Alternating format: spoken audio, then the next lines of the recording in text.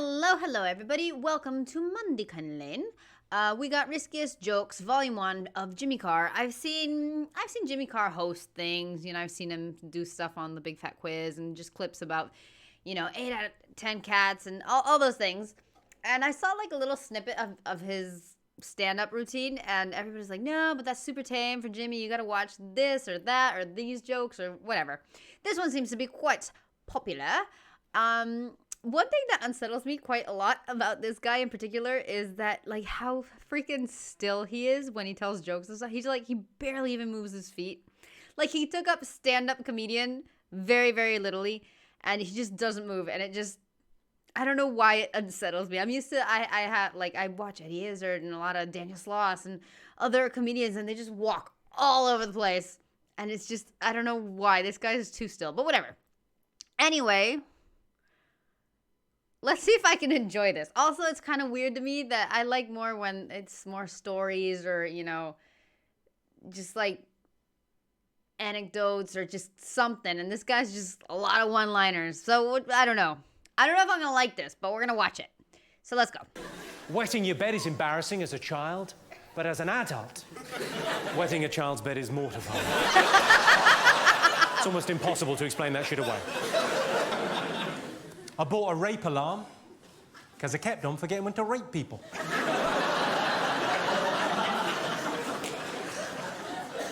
They're bloody marvellous. When I was a kid, I was scared of the dentist. He was a paedophile. The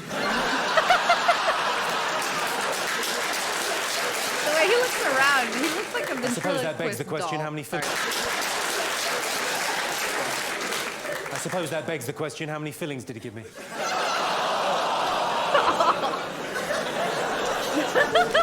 Islamic fundamentalist sex dolls. Do they blow themselves up? In Palestinian passports under occupation, do they just put Israel? That joke is only there to test where the Guardian readers are sitting. No further questions, back to the knob gags. I met an incredible girl on the internet. Smart, sexy, uninhibited. Of course, it turned out to be a 12-year-old paraplegic boy. I'll be honest, the sex was disappointing. Oh. I think we've reached a barrier there, haven't we? And we will laugh at that and nothing more. Well, fair enough. I don't want to make a big deal of this, but I recently adopted a newborn African child. He was just £7, plus postage and packing.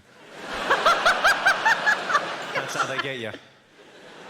If only they'd put holes in that box. Oh, dork. And that is the joke, interestingly, that Richard Curtis said was a bit much for the comic relief gig. Surprise, surprise. When I was younger, I couldn't talk to women because I was hiding in their wardrobes masturbating. You would have totally given it away. Yeah. You didn't see that coming, did you? Oh, I've written a rom-com. I wanted to tell you about this. I've written a romantic comedy. It's about a guy and a girl. Classic. Yeah? Initially, they hate each other. Classic. But they end up in bed together. Classic. It's called The Rapist.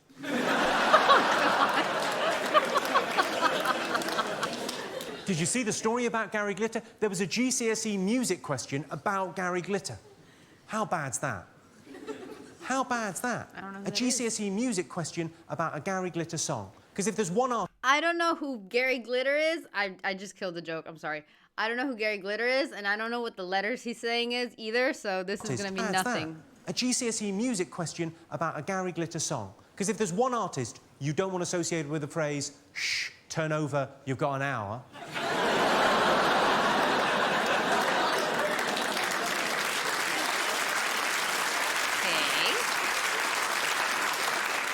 I should probably leave Glitter alone. He just wants to settle down and have kids. I said to my girlfriend, I said, you want to experiment with a role-play rape fantasy? She said, no! I said, that's the spirit.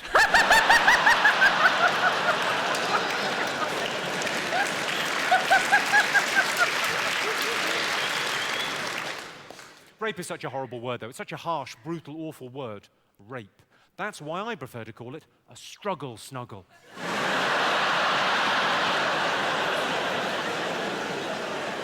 couldn't stay mad at a struggle, Snugglers, could you?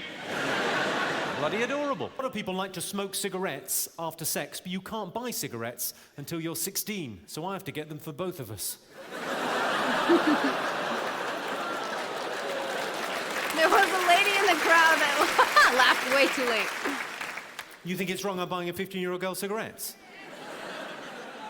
You think it's wrong I'm fucking her? I'm kidding. Kidding does sound like a verb for child abuse, doesn't it? I'm kidding. Are you joking or touching kids? Obviously, it's a family show.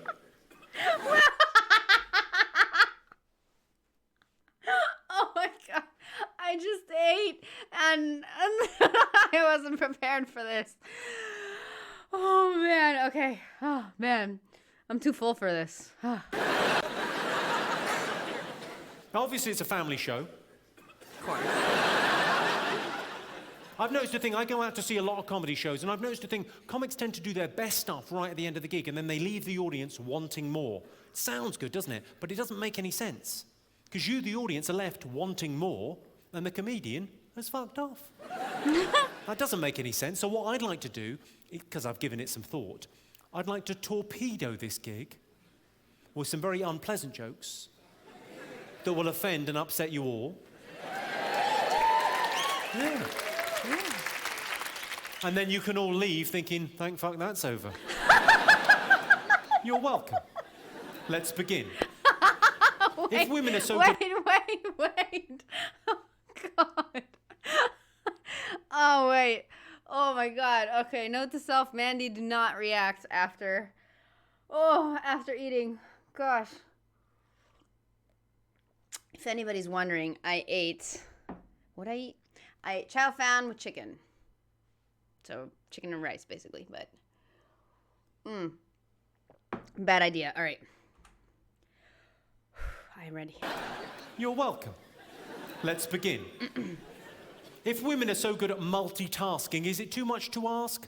Tickle my balls while you work the shaft? I knew he was going there. Half a joke, half public service announcement. Okay. I often get asked, are you ever going to get married? I don't think I ever will get married. I mean, you can't get married at 16 without parental consent. And that's not going to happen. They still think she's dead. Oh. She didn't like that one. That's an unfortunate reaction, because that's only there to warm you up for this one. Did you all read that story about the girl that was kidnapped and kept in squalid conditions for 18 years? Did you read that story? No. Was I the only one that read that story and thought, 18 years in squalid conditions? Have a tidy round. I Make a house a home, you lazy bint. think I got it. I'm not sure. Say what you like about the Make-A-Wish Foundation. They can work to a deadline.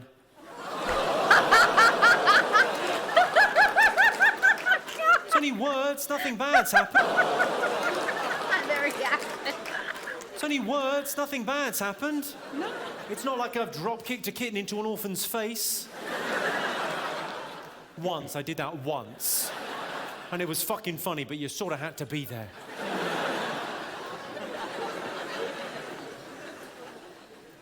I think I've sorted out the credit crunch. I thought you'd be pleased. No, I genuinely, I think I've sorted out the credit crunch. You know what the problem is with the credit crunch, as I in layman's terms, okay? I'm sorry, that sounds like a cereal to me. I don't know what the credit crunch is, but it sounds delicious at breakfast. Okay, about the credit crunch.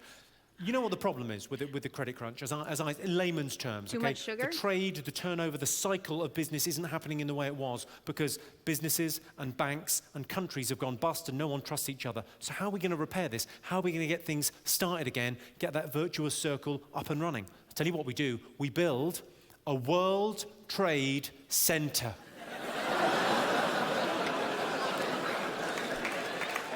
I can see you sat there with your arms crossed thinking that's going to be a fucking big building. We're going to have 2 of them.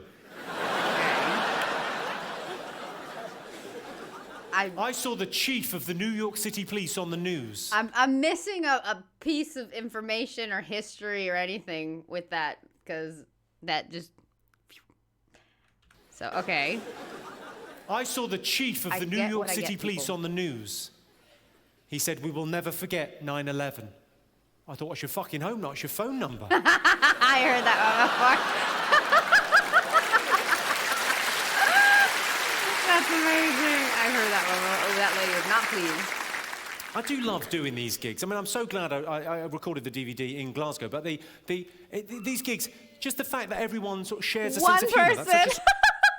That was one person very, very far in the back that was apparently from Glasgow and went, woo! Just one. Special, but these gigs, just the fact that everyone sort of shares a sense of humour, that's such a sort of special thing. Everyone appreciates as well. Everyone gets it. Everyone in this room gets the fact it's just jokes. We're just messing around, trying to have a laugh together. It's just messing, you know. These jokes aren't who I am.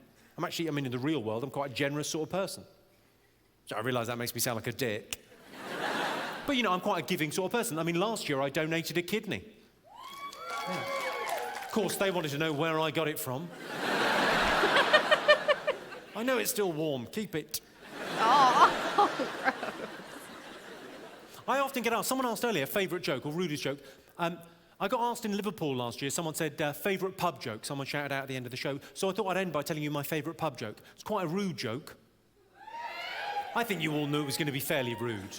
But I'll tell you, and then I'll tell you why I'm telling it. I got asked favourite pub joke in Liverpool, and so I said, I told my favourite pub joke. What's the difference between football and rape? Girls don't like football.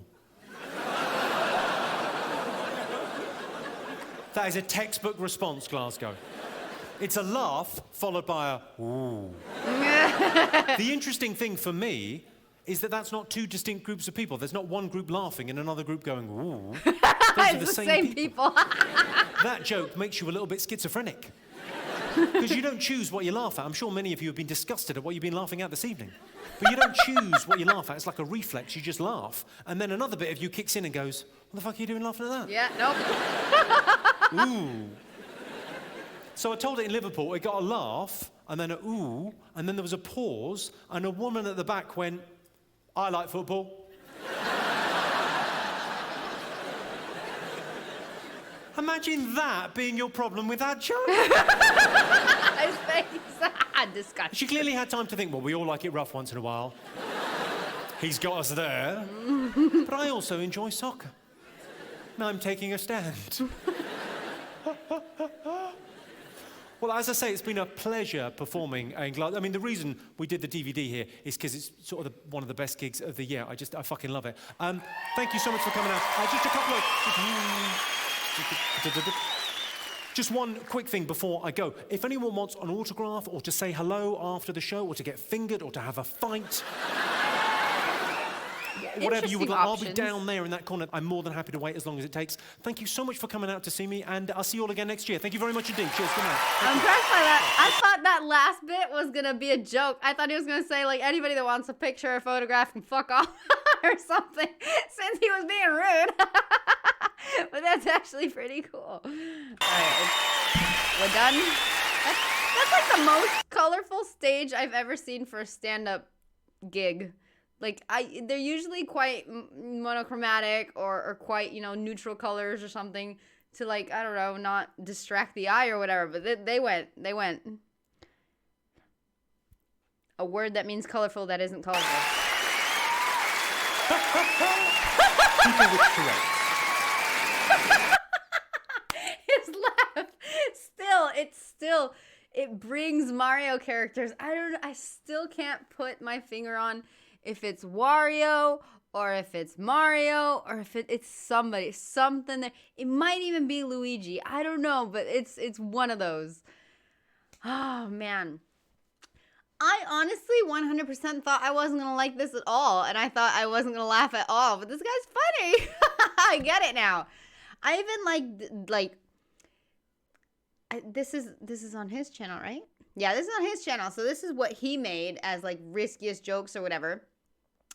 And the other snippet I saw was just like a random snippet of a random moment. And I like some of those were even, I don't know about worse, but like less funny or whatever than this. This is great. This guy's funny. And I like the attitude he has towards knowing the things he's saying. But funny's funny, man. I honestly think that the only jokes I didn't actually laugh at was the last pub joke. I didn't resonate with me. But the other ones were just things I didn't understand, you know? So that's awesome. I thought this was going to be part 2. But I imagine if this is volume 1, there's a volume 2 somewhere I can watch. But anyway, there you go. That was great. I enjoyed. I thought he was better as a host or whatever, but I really enjoyed this little compilation. So cool. Audience member interviews Jimmy. Interesting. Okay, this guy's got some stuff to watch. Interesting. I liked it. Definitely liked it. So there you go. Anyway, guys, whatever you're off to do, thank you for watching, first of all. Second of all, whatever you're off to do, have a great one. Enjoy it. And third of all, live life. Eat food. Sleep. And laugh with comedy. I don't know what I'm saying, so I'm just gonna go. Anyway, guys, I am off. Thank you for everything.